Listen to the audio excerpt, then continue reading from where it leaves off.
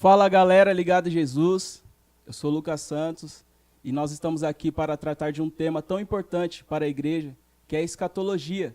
Para isso eu convidei o meu amigo evangelista Lucas Campos e ele tem propriedade para falar sobre esse assunto e nós vamos estar aqui comentando durante esse mês, a cada passo, falando sobre escatologia. Esta primeira parte, nós vamos falar uma breve introdução sobre o tema escatologia. Lucas, fale um pouco da sua trajetória, da sua história. Fala galera ligada em Jesus, é um prazer, satisfação ser convidado pelo meu amigo Lucas Santos para falar sobre esse assunto aqui com vocês, falar sobre a escatologia bíblica, que é um assunto que realmente está aí em falta, muitas vezes no seio da igreja, por falta de ensinamento, de instrução, e é importante nós tratarmos aí sobre esse assunto e ter conhecimento de causa. Então é um prazer, muito obrigado, Lucas Santos, pelo convite de estar aqui participando do seu canal. Agora, Lucas, por que você decidiu ingressar por esta área, escatologia? Bom, Lucas, eu estou aí já na caminhada da teologia faz 5 anos, 5 a 6 anos, né, de forma séria e sistemática, onde eu tenho estudado já fazendo vários cursos, diversos cursos. E quando nós falamos de se especializar numa matéria ou você se inclinar para uma matéria, isso é algo que acontece naturalmente. A teologia sistemática ela tem muitas matérias, né? Pneumatologia, cristologia, bibliologia, hamartiologia, soteriologia, etc. E você precisa entender qual é a sua inclinação, porque isso em qualquer área, qualquer ciência, você entender aonde você vai trilhar melhor os seus passos. E eu particularmente, já ensinando teologia, já estamos com 2 núcleos teológicos aqui em Taboão da Serra, e tenho me inclinado à escatologia nesses tempos, devido o meu coração se abrir mais a essa matéria. Não que eu não goste das outras. As outras matérias, eu particularmente sou apaixonado, amo muito cristologia, pneumatologia, angelologia, mas a escatologia eu achei fascinante, e tem consumido muito a minha mente, o meu coração, porque eu costumo dizer que a escatologia é a junção de todas as matérias numa só. Então isso me fascina, esses mistérios todos, essa dificuldade das interpretações de textos, né, esse mistério todo por detrás da escatologia me chamou muita atenção, e nos últimos 4 anos para cá eu tenho me debruçado a estudar escatologia de forma incansável. Lucas, eu separei aqui algumas perguntas das pessoas que estão ligadas e o enviaram para a gente. O primeiro de tudo, um problema que nós encontramos é que as pessoas que querem se aprofundar no tema procuram saber a cronologia. O que irá acontecer passo a passo da escatologia?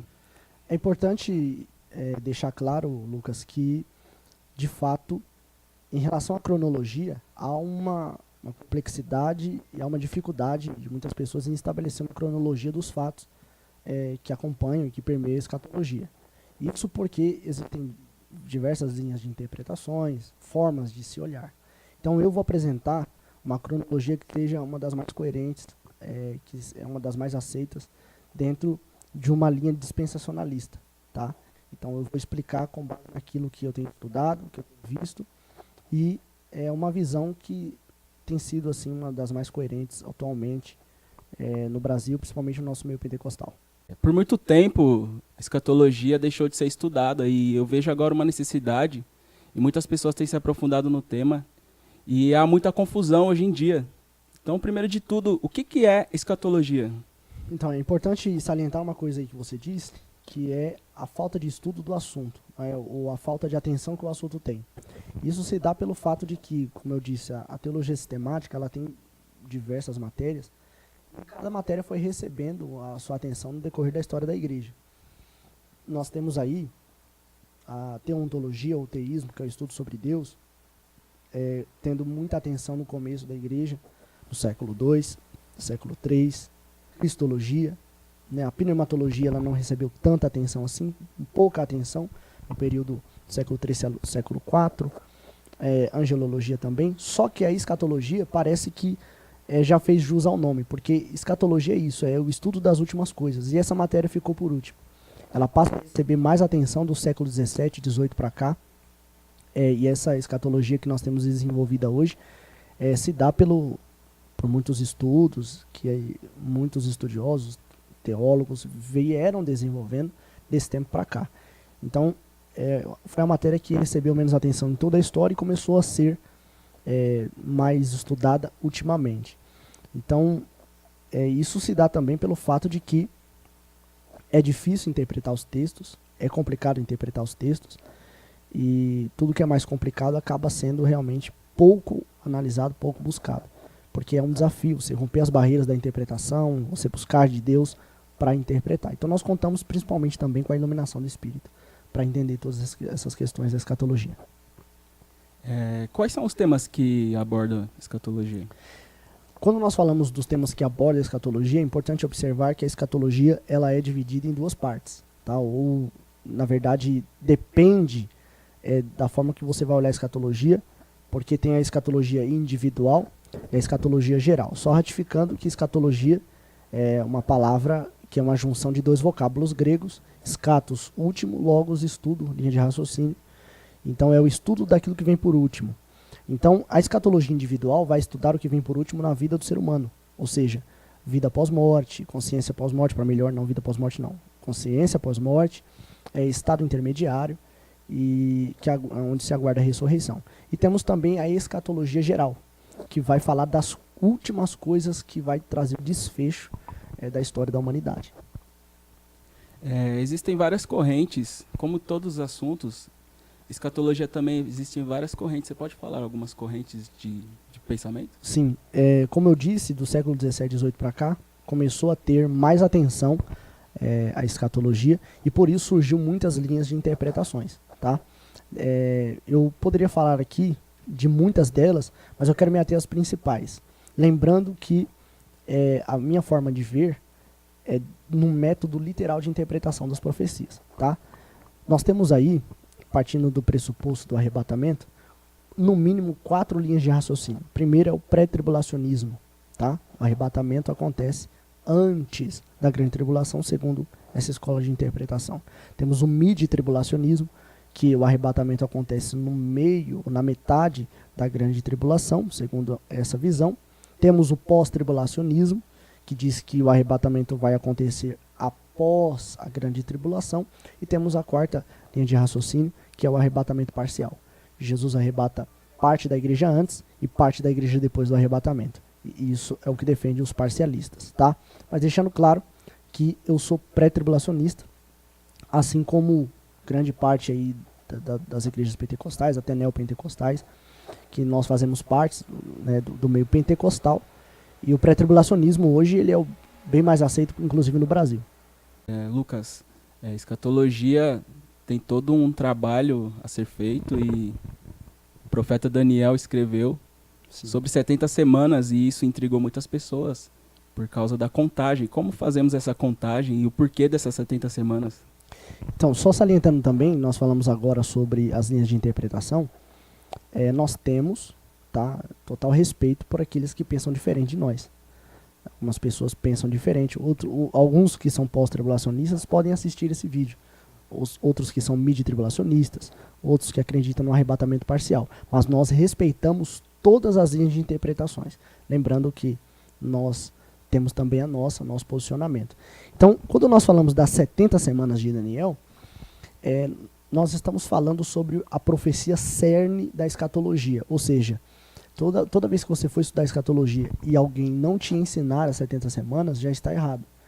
O certo de se iniciar o estudo da escatologia geral é exatamente você começar pelas 70 semanas, que é a profecia que está em Daniel capítulo 9, versículo 24 em diante. Então essa profecia tem que ser a base do estudo da escatologia. E com base nas 70 semanas, eu poderia resumir o que é 70 semanas. Porque a gente pensa que semanas, no contexto de semanas, para nós são 7 dias. Mas a palavra semana para o judeu, ou biblicamente falando, a palavra semana, shavuá, na verdade está falando sobre o número 7. Então, por exemplo, nesse conceito bíblico eu poderia falar, me dá uma semana de microfone. Ou seja, eu estou pedindo 7 microfones. né? Então, no sentido bíblico, é isso que acontece. Então, quando ele fala 70 semanas, ele está falando aí de uma série de anos, tá? É 70 semanas de anos, não se trata de dias. Então, olhando para esse aspecto, eu vejo que as 70 semanas trata-se de uma contagem profética que inicia-se sobre a nação de Israel para se cumprir tudo aquilo que tem que se cumprir no final dos tempos. Então, as 70 semanas eu chamo de relógio divino, o relógio de Deus que já deu o seu início, né?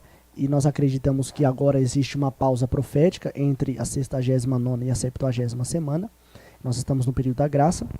E a última semana, uma semana, 7 anos, a última semana é a grande tribulação que vai começar. Então, como teve uma pausa na contagem, a última semana ainda não está contando.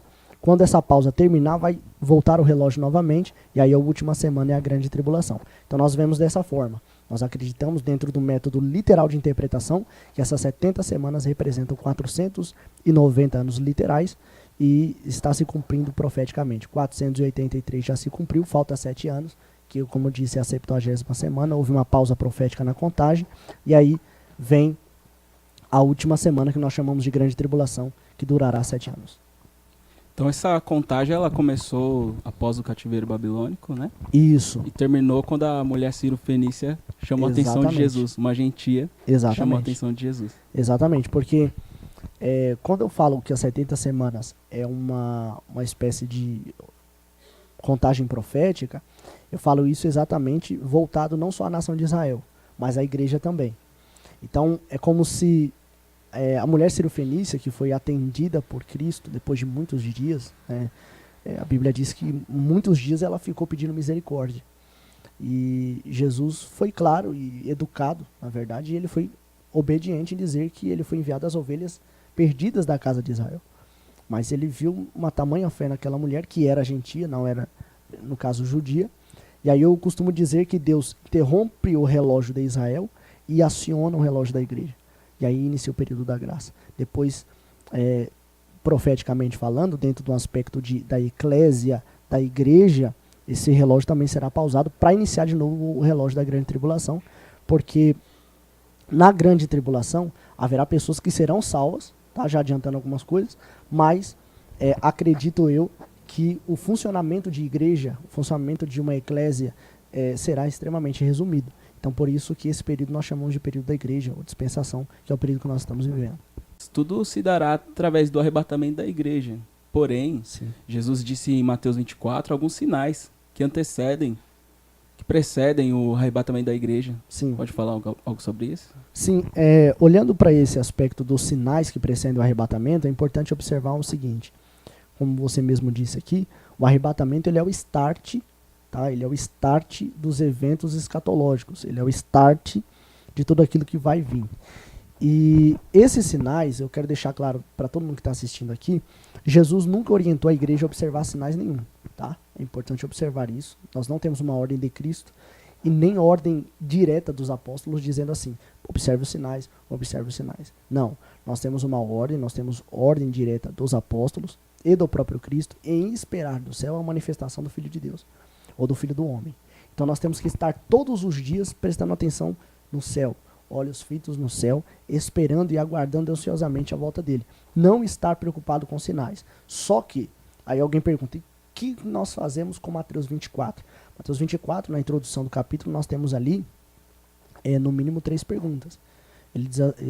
Os apóstolos perguntam para Cristo assim, quando acontecerão essas coisas? Qual é os sinais dos fins dos tempos e qual sinal haverá da tua vinda? Então ele vai responder essas 3 perguntas. Tudo que ele estiver falando, ele vai estar respondendo essas 3 perguntas. Como assim? O que é estas coisas? Ele está falando da destruição do templo. Então ele vai falar um pouquinho sobre isso porque Cristo profetizou a destruição do templo que acontece no ano 70 depois de Cristo, comandada pelo general Tito. Mas depois ele vai falar, todos os sinais de Mateus 24 é para o período tribulacional. Tudo aquilo que ele está falando em Mateus 24 é exatamente para o período da grande tribulação, não para o período antes da grande tribulação ou antes do arrebatamento. Só que, olhando para esses sinais, nós vemos que isso já está acontecendo hoje. Por mais que Jesus estava respondendo uma pergunta para o período da tribulação. Por que esse sinal já é visto hoje?